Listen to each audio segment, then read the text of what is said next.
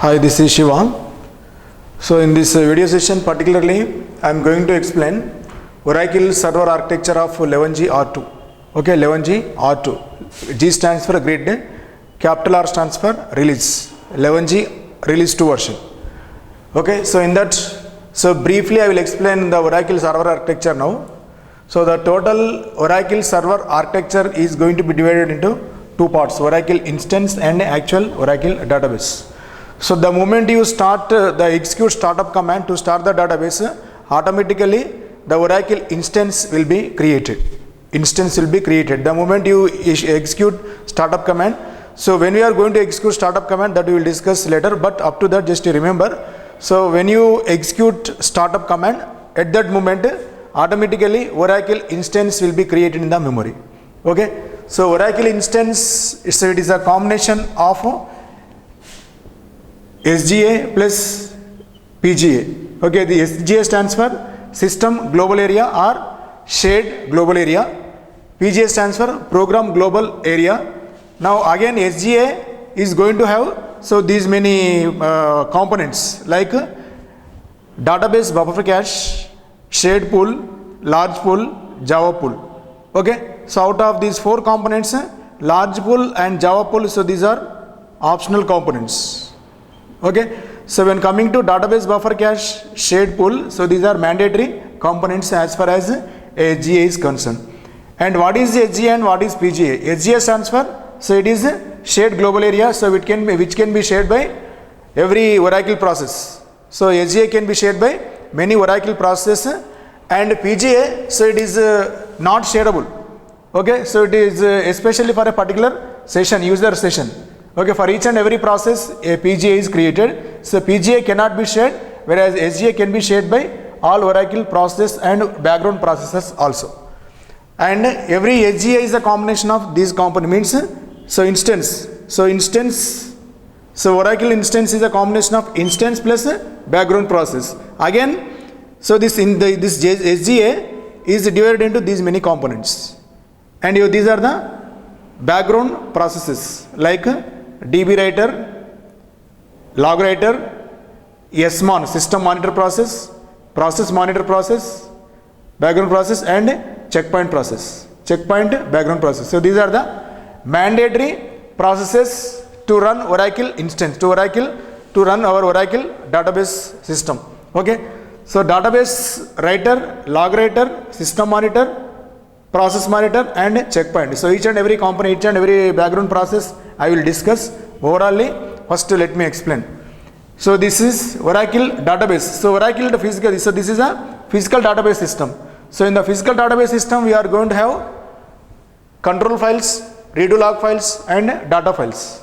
Okay, so as I have discussed in the previous video session, so control file, it is a key part of every database. Without control file there is no existence of physical database. Means a control file is going to store the database name, the timestamp on which the database has been created, the location of control files, redo log files, data files, and system change number, checkpoint number, log sequence number. Complete key information is stored in control files. Complete key information. Okay, so once again I will explain.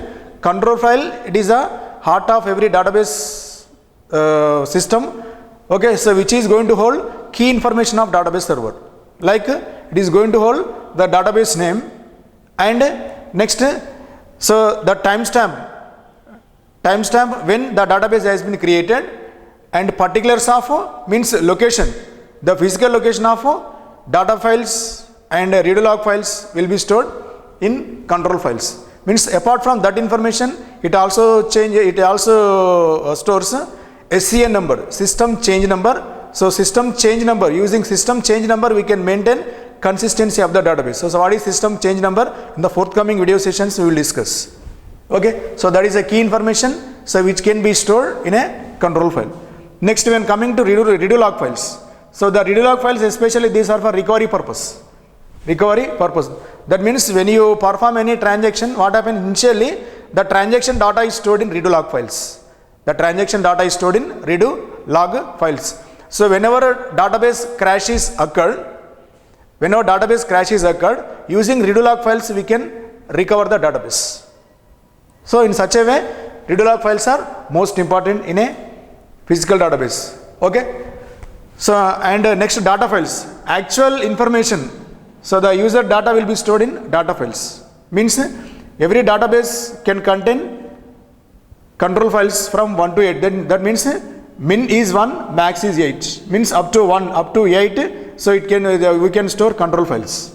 Means of course in some situations it is dependent upon OS also, depending upon OS also. But generally we can say min number of control files is 1, max number are 8. And redo log files we can store 1 to 5. And data files we can store 1 to 1024. This is min value and this is max value. So these are the number of files per a database. Okay, per a database.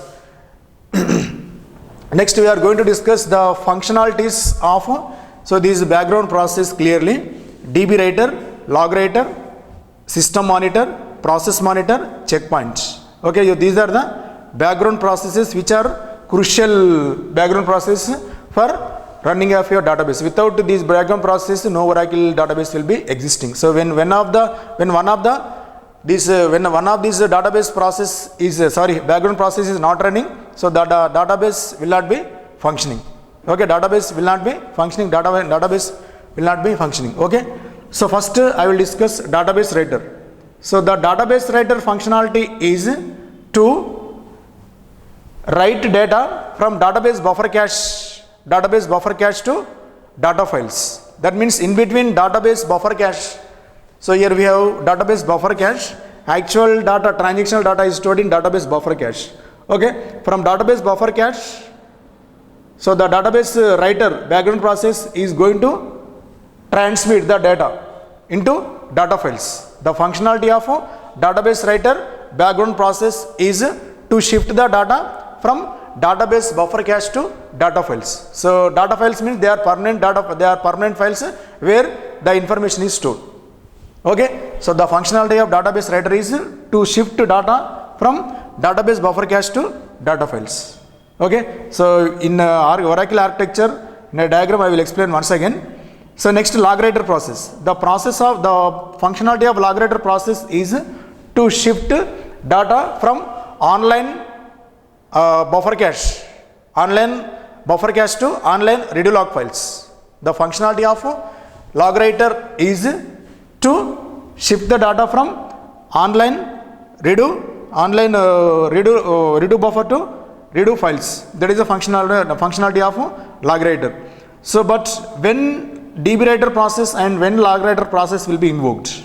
Okay, so the DB writer process is going to invoke, so whenever a user executes commit command,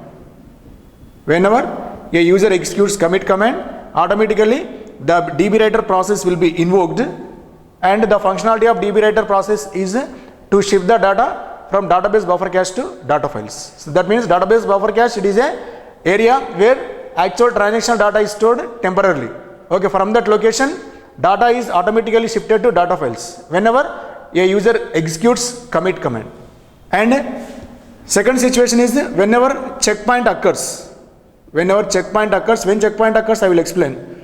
Whenever checkpoint occurs, then only the database writer background process will be invoked and it is going to write the data from database buffer cache to data files. And the next one, so once for every 3 seconds also the DB writer will be invoked.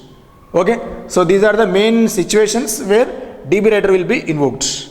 Next, when coming to log writer, so when the log writer is going to be invoked here, so in the log writer is going to write the data from online redo logs to the redo files.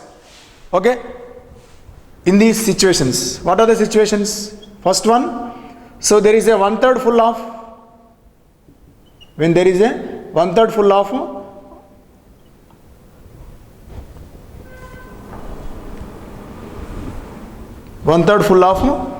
online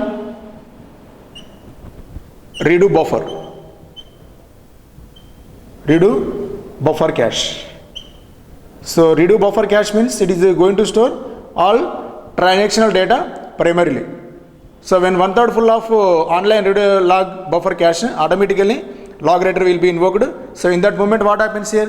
The data will be shifted from online read log buffer cache to actual read log files. So read log files means they are the permanent data files. So especially they are used for recovery process. And the next one, and whenever the user executes commit command. Third one is, and whenever checkpoint is executed. Whenever checkpoint is occurred, automatically the log writer will be invoked. And the next background process is SMON, system monitor. System monitor, it is also a very key component, key background process of Oracle database, whose functionality is to recover the database. So especially it is for crash recovery operations. That means whenever a database is terminated abnormally, shut down abnormally, what happens here? So there may be chances of damaging of system files and read log files. So in such cases, it is the responsibility of system monitor background process to recover the database. Okay. So when it is invoked here, so whenever database recovery has to be done, so at that moment the SMON process will be invoked. So the SMON process is going to recover the database crash recovery. It is going to perform crash recovery, database crash recovery, okay, in two formats. So what are the two formats? So first format is roll forward,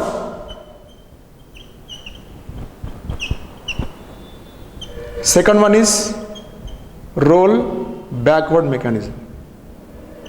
So what is roll forward and what is roll backward mechanisms? Okay. So actually the transactional data is stored in which one? Read log files and data files. Read log files and data files. And at the time of database writer writing data into data files, just imagine database is shut down abnormally. So in such case, what happens here? The database writer will not be able to write complete information. That means it has written only partial information. So in the next time startup, so the SMON is going to perform roll forward. So roll forward means the data which is available in online read log files will be written to data files. So that is to maintain consistency of the data. Okay. So whenever the next time instance instance is started, so it is the responsibility of SMON process to perform roll forward. Roll forward means the incomplete information from data read log files will be written to data files. That is called as roll forward. And roll backward means so the whatever information is not available in the database data files, that is completely erased, that is completely deleted from online read log files. So that is called as roll backward mechanism. Roll forward and roll backward mechanism. So these are the two aspects so which are specifically done by SMON process, system monitor process. System monitor process especially it is used for crash recovery, instance recovery. Okay. So instance recovery is performed by either roll forward or roll backward mechanisms. And next, when coming to PMON process, process monitor. SMON stands for system monitor, PMON stands for process monitor. So the functionality of PMON process is to monitor the processes. Various processes will be observed by PMON process. Means it is going to perform various key roles, like it is going to maintain complete user session information, and whenever a user disconnects from server, automatically the resources allocated for the user will be cleaned up, will be freed up by using PMON process. That means the PMON process is going to release the space occupied, release the space memory, okay, which is occupied for a disconnected user. Okay, so that is one of the roles of PMON process. And not only that, it is going to perform many key jobs. So those key jobs we are going to discuss in the when a relevant topic coming. Okay, when the relevant topic comes, I will explain. So what is the functionality of PMON process? Up to that, just remember that the functionality of PMON process is to clean the resources, to clean the memory whenever a unexpected disconnection occurs.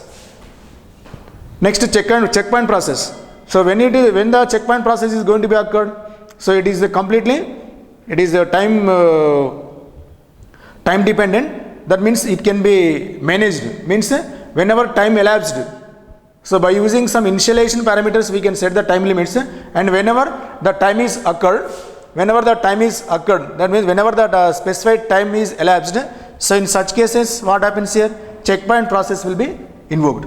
So whenever checkpoint process is invoked, what happens here? The database writer is going to write the data from database buffer cache to data files, and the log writer is going to write the data from online redo log buffer cache to redo log files. Okay.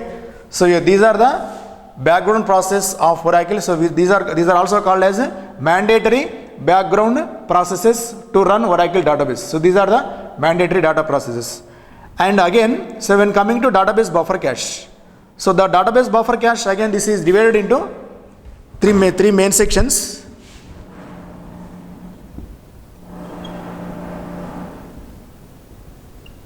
DB buffer cache,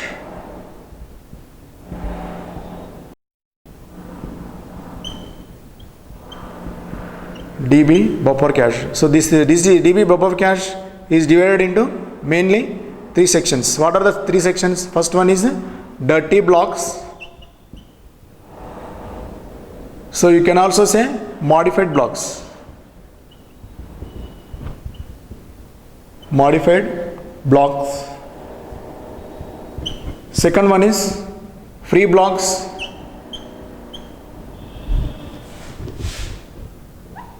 Free blocks. Third one is pinned blocks.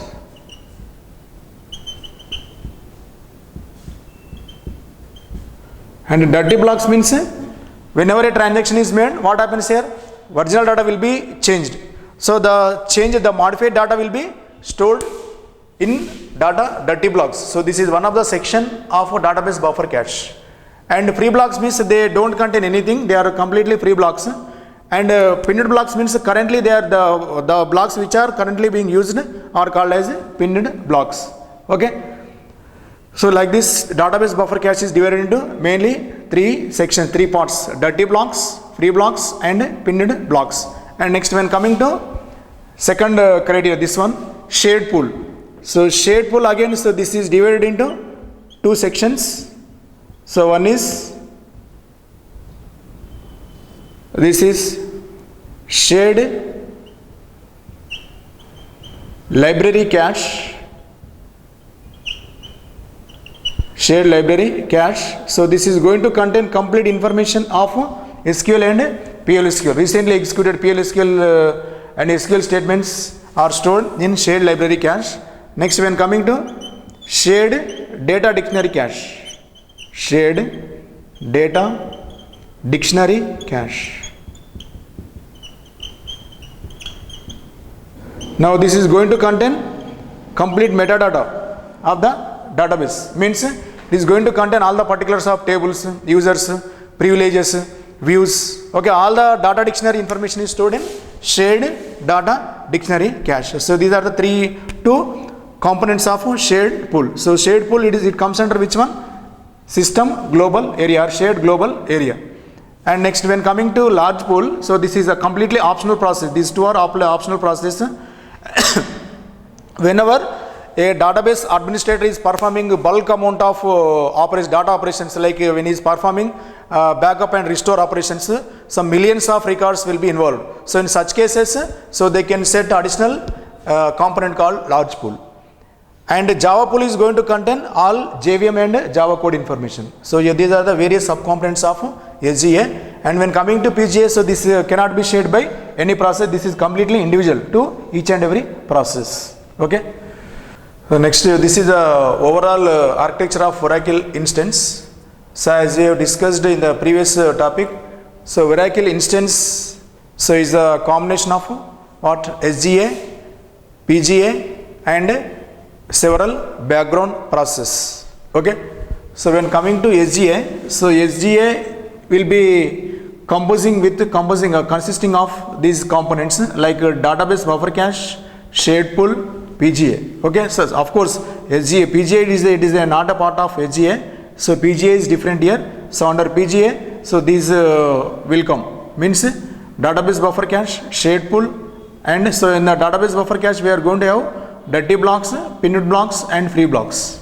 And when coming to shared pool, so we are going to have two components as we have discussed in the previous session, like shared library cache and shared data dictionary cache. And see what happens. So this is a client process. So the client process will be communicated with user process or client process or user process, whatever it may be. And in between user process and server process, communication will be occurring. Okay, so in between user process and server process, one more component is there, that is listener process. So what is a listener? In the forthcoming video sessions I will discuss here. Listener, especially it is for listening incoming requests. So it is a component which is situated in the server system, whose responsibility is to listen to the incoming requests. Okay, so the listener duty is to hand over client requests to the appropriate service. Okay, so the listener is going to have some list of services. From the list of services, one is selected. So after selecting of one service, what happens here? Immediately the client request is handed over to dispatcher. Okay, dispatcher, that is another component of server. Okay, so dispatcher, so after handing over the client request to the dispatcher, immediately the listener will be disappeared. The listener will be disappeared. So listener is a component which is situated in the server system, whose functionality is to listen to the client requests. Client requests based on their requirement. Say appropriate service will be selected by listener. So after selecting the requested service, what happens here? The service and the client will be handed over to which one? The dispatcher. Okay, so this is client system and these are server system. So in the server system we have instance. So instance is a combination of SGA plus BGA, another background process like SMON, PMON and DB writer, database writer and log writer. So the functionality of database writer is to write the data from database buffer cache to data files. One or more data files is there. One or more data files are there. So to the data files, the information will be written by the database writer. And whenever checkpoint occurs, what happens here? Immediately the database writer is going to write the information from database buffer cache to data files, and the log writer is going to write data from online redo log buffer cache to these are redo log files. And so these are other background processes like SMON and PMON. So what are the functionalities of SMON, PMON? We have discussed in the previous sessions. And this is PGA. So this is not a part of SGA. And apart from PGA, we are going to have two more additional components in the server machine. So these are completely optional components. Java pool like large pool. So these are the additional components which are available in server system. So this is the overall architecture of Oracle instance. So on the database server machine, so actually, so this is Oracle instance. So when coming to Oracle DB, database server, so as we have discussed in the previous topic, so it is a collection of 3 files. Means those 3 files are called as CRD files. Means control files, redo log files and data files. So that means the database is a combination of these 3 files, CRD files.